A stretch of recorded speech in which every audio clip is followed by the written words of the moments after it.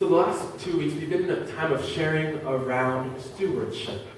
And I've been asking us questions like, how do we view and understand money?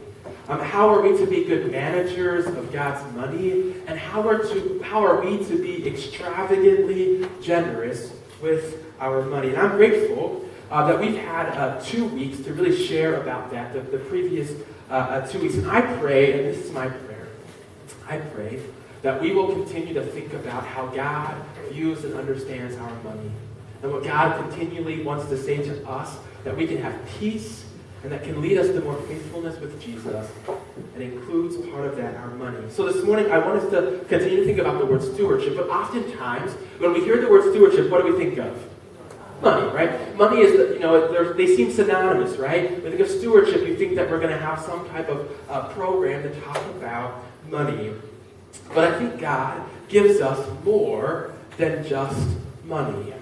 So if God gives us more than just money, how are we then good stewards of what God gives us? So how do we manage the time that God gives us? How do we manage the passions or the spiritual gifts that God has given us? So all of those type of questions are still part of the stewardship question. How are we good stewards of all of that? And so how we live fully into God with all of us is a stewardship question. So I want to ask us this question this morning. What is your earliest memory of life? What's the earliest memory that you have of your life, that you were you? Think about it for a moment.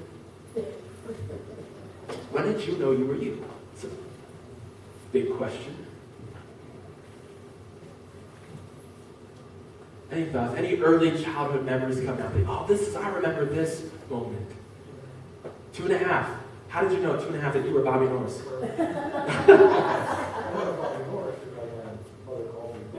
Yeah.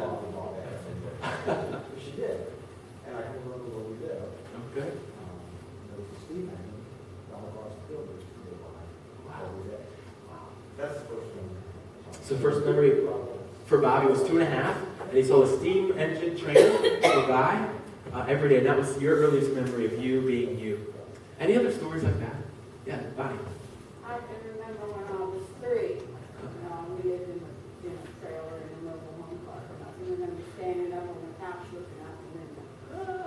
That's right. Looking out the window.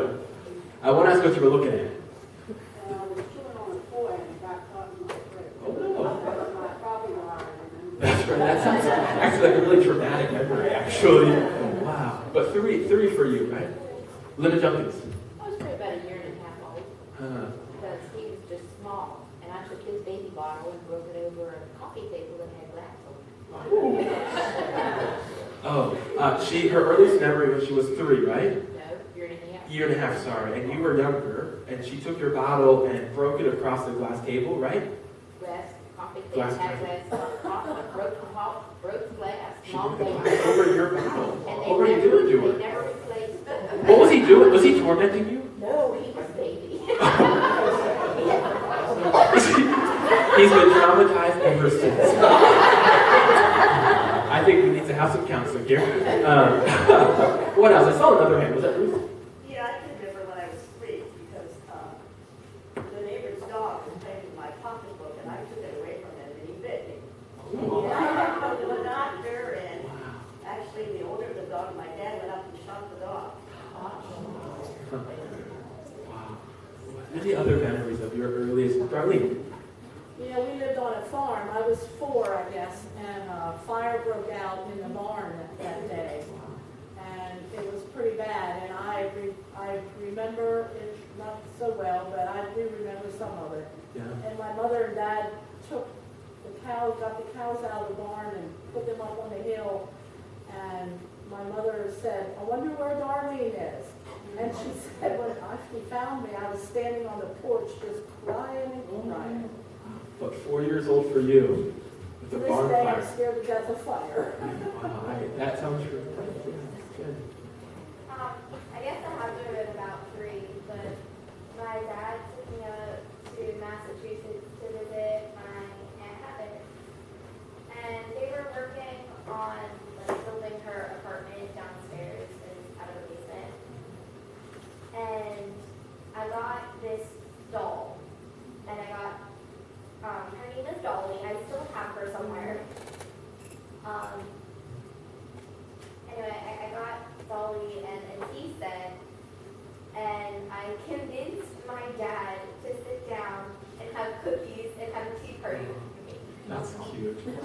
And how old were you? Were you 4, did you say? 3. Wow. My earliest memory is 1. And it's fortunate that I just have a videotape of my first birthday. So that's why I can remember my very first birthday. And all I remember is people call me Kristopher. That was like, I don't know why people called me that when I was a kid. But I like stuffed my face with the cake and like made my own birthday cake. You know how they do with like little kids. And so that was me, and I remember that there was a tornado in my town the day before. And so in the video, everyone's talking about the tornado as I'm stuffing my face with cake. And so that's my earliest memory of me being me at my great-grandmother's house. Any other fun stories that you want to share? Karen, I'll give you the last word. I believe I was 3, and I remember 2 memories from 3. One of them was there was a dog that my dad's boss used to have, who came right up to me and barked right in my face. And from that moment on, I was scared of dogs. And then the second memory was walking into my grandmother's house for the first time. That's great. Oh, Jenny, you want to say something? Yeah. I've been to a house Dad knows, and I've been to a dog before. His name was Lulu. Yeah. So I went there a couple times, except we don't go there anymore. Oh, you don't go there anymore, but you used to go there. So you have those memories, don't you? Oh, thank you for sharing that, right? We all have those type of memories, right? That we can think through. Maybe it's harder to really think through the earliest days, but we have pictures in our brain or moments in our mind when we knew that we were us. And you know, the beauty of it is the God that we love. The God who loves us so much.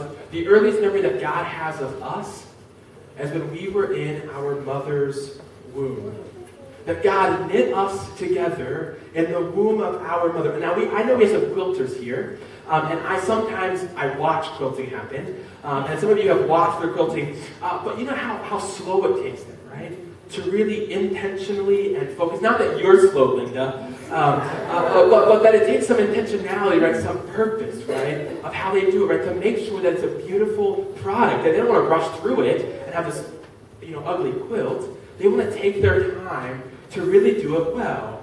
And I imagine that's what it was like for God when God created us, that God took God's time and crafted us in the womb. We can look through the Psalms that we read from this morning. And King David, who's a noteworthy king, if you don't know anything about King David or haven't thought about King David for a while, you should just reread some King David. Crazy man, right? Called a man after God's own heart, but had some crazy experiences with Bathsheba and Uriah. So just read King David, because King David is an adventure. Maybe we should talk about King David one day, because he's just a crazy man. But the cool thing is that he wrote part of the Psalms that we have. And as David was writing, he wrote these words, these powerful words to his God, our God. And these are the words. For it was you who formed my inward parts. You knit me together in my mother's womb. I praise you, for I am fearfully and wonderfully made. Wonderful are your works that I know very well.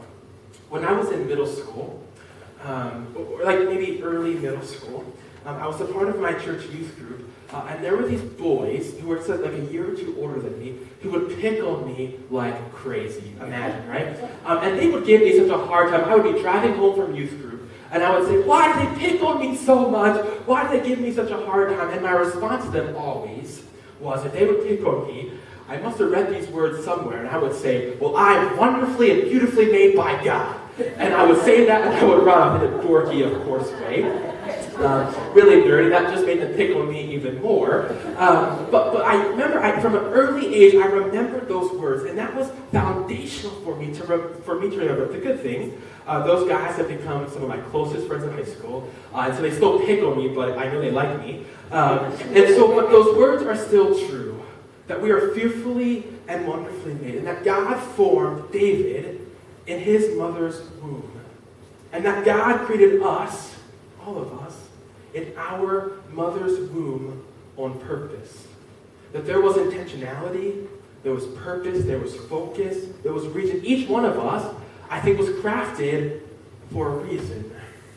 And this, I think, can lead us to marvel at the goodness of our God, that God would do that for us, and that when we claim that God has created everything, we can also claim that God has created us intimately, with focus, for a reason. And so David affirmed that God knows us, and that God is with us, but then because God made us, because God formed us, that God is the one who is pursuing us, who won't let us go. Because God has created us for a reason. God has created us. God won't let us not live into God's design. So God is passionately pursuing us. So there are only 2 points to my sermon this morning. But the first one is this, and I think it's very foundational in our relationship with God, is that God fearfully and wonderfully made us, formed us on purpose for a reason by our loving God. Now, sometimes I hear people say this funny line: God doesn't make junk. Have you heard that before? Right? And I would say they are absolutely correct. That I don't think that we are junk. I don't think that we are worthless, hopeless, or useless. That we are not ugly, stupid, or uneducated. We are not someone's mistake, someone's poor planning. We are not defined by our mistakes. So, I literally wrote my words, talk directly to the youth or young people, including myself. So if you're under the age of 80, or no, if you're under the age of 100, I'm going to include Margaret Davis. If you're under the age of 100, because you are beautiful, Margaret, and I think, and maybe I'm wrong, and I'm going to speak to some people in my own generation for a moment, that I think sometimes we tell ourselves, or we feel pressure from someone else to tell us that we are junk, or that we are useless, or that we are hopeless, we're ugly, stupid.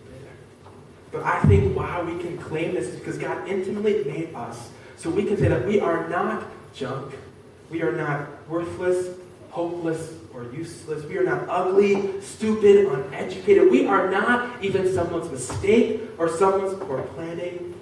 We are not defined by our mistakes, but rather, we are fearfully and wonderfully made, formed on purpose for a reason by our Creator. We were made by God. And I think that is good news for us. And so that is the key part, the first part of today's sermon. So I think with that kind of foundation, if we can claim and know that God has made us personally and made us wonderfully, that God gives us skills and talents and abilities because God is the one who made us. God's the one who created us, so He gave us purposes and reasons and skills. And I think when God was creating the world and when the Holy Spirit descended on the people at Pentecost, that we read in the beginning of the book of Acts, when the Holy Spirit and the dove enters each one of us, a part of the Spirit enters us. And when the Spirit enters us, the Spirit gives us gifts or talents or skills to be used in the world and to be used in the church.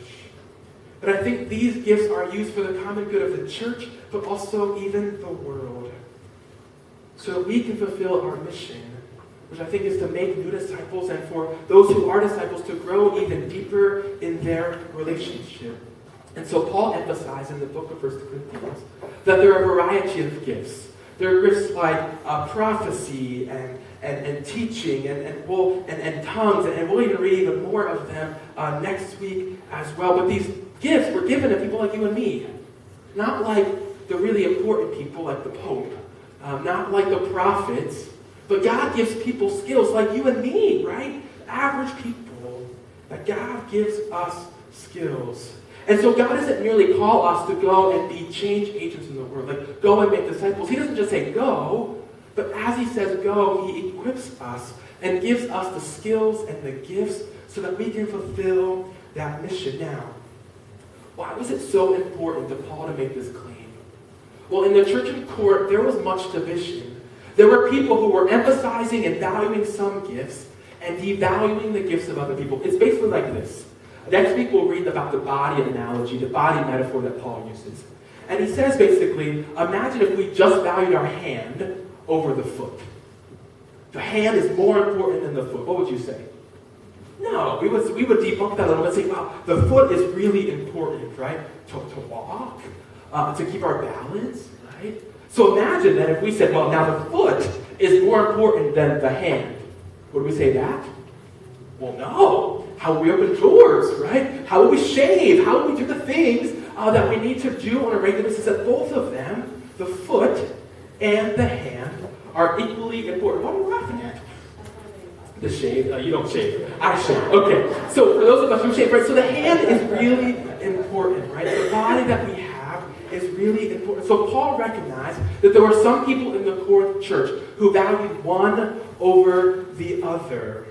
And so Paul wanted to make sure it was very clear, like so clear to people to say this, that all members must know in that church that they were important and needed. And that really God is the one who gave the gifts. God is the one who arranged and organized it in such a way so no human can value or devalue any of those gifts. And so Paul says that each person has been given gifts. And they are different. And they are diverse. And all of them are important. That a Christian with one gift is certainly not more important than the other. And so instead of devaluing, I think what Paul does is just celebrate the diversity of people in the Corinth church. And so I think we are all needed in the church. All of us are needed in this particular church. Can I say that again? All of us are needed in the church.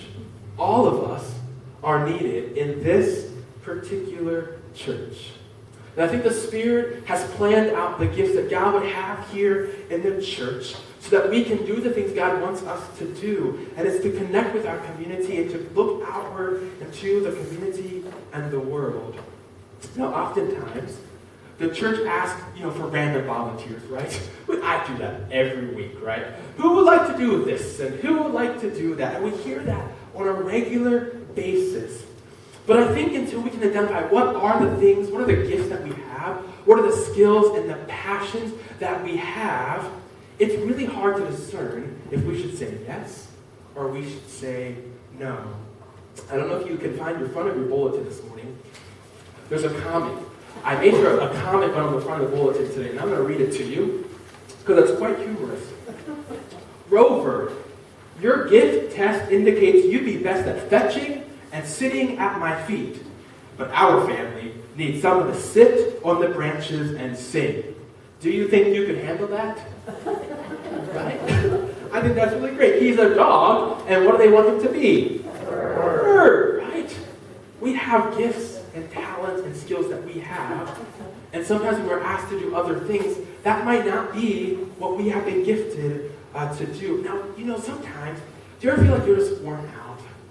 You're just tired of just doing that, right? You're just tired of doing some things. And I think a part of that reason, because can we identify our gifts and we can really live into them? Because I know, like singing this morning, I tried to sing to you. Will I do that again in a while? Probably not, right? I'm kind of embarrassed, right? But the next time, I'm going to say, who is the person who can sing in our church?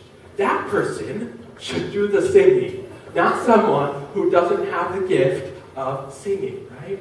And so imagine if we looked at the entire church and other areas and say, we should invest in the places where we have the gifts, we have the talents, we have the skills to do it so that we're in the right place, and that then we're fulfilled, we're energized, we're satisfied, and instead we're not drained and wasted and complain that we're doing something that is not what we, or more importantly, how God has designed us and formed us in the womb to do. Now, I'm aware